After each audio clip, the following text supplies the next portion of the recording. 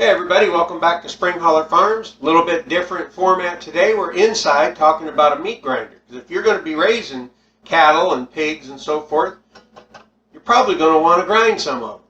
So, I found this wonderful meat grinder, and with 6 years of meat cutter experience under my belt, I think I have a little bit of knowledge on the subject. This thing has performed wonderfully for me. I've ground lots of meat, stuffed lots of sausage, and let me tell you a little bit about it.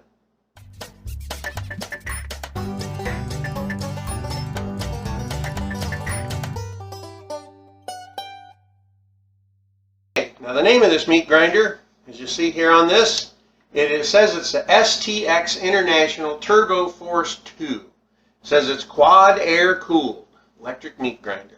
Now what are the features about this that I really like as a meat cutter? Well, the main feature I like was it has a foot pedal. Yeah, a foot pedal.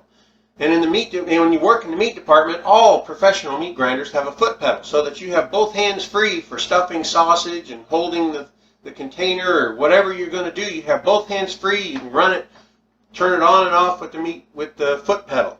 And it's got these switches up here if you don't want to use a foot pedal, but you can turn on the switch on low or high so that when you hit the foot pedal, it either grinds on low speed or high speed. Some of the other things I liked about it, these little cutter blades. A lot of them come with one cutter blade. Yeah, they're always stainless steel, but a lot of them only come with one cutter blade. And then after they get dull, what do you do with it? I don't even know where you go to get these sharpened. But this one came with not one, not two, but three. So that's a bonus. Plus, it came with 3 different sausage stuffers. Got the big one, the medium one, and the small one. This would be like for breakfast sausage. This is like, I use this for bratwurst size sausage. I found this one a little too big. When you slide the skins on there, they don't want to go on, they don't want to come off, because plastic is not as slippery as the metal ones we use in the real meat department. It's got this nice stuffer, stuff to pack stuff down in it with. The tray comes off, it's real easy cleaning.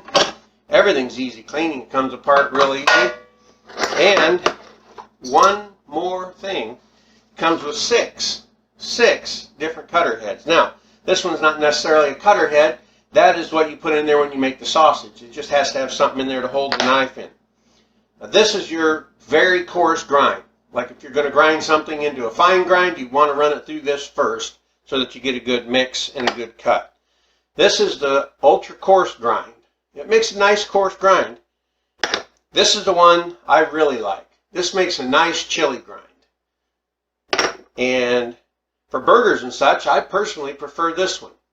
Now, this is not the kind you get at the grocery store. It's coarser than that. But this makes a really nice burger like you'd find at a steakhouse. It's more of a steakhouse grind. And then, of course, it's got the plate for the fine grind, for like you find in the grocery store, the fine grind hamburger. It's got all kinds of nice features. It's really solid. The only complaint I'd have about it, and I think all of them have this same complaint, it's loud. Yes, it is. But on the bright side, unlike most of them, since it has a foot pedal, it's not running constantly. It's not running constantly. It's only running when you're actually pushing down the foot pedal. So while you're up here feeding meat down in the hole, it's not constantly running, which tends to get the meat hot in the end down here and makes it mushy. If it doesn't have meat going through it, if it gets plugged up or something, you can just let your foot off the pedal, and then it doesn't do that.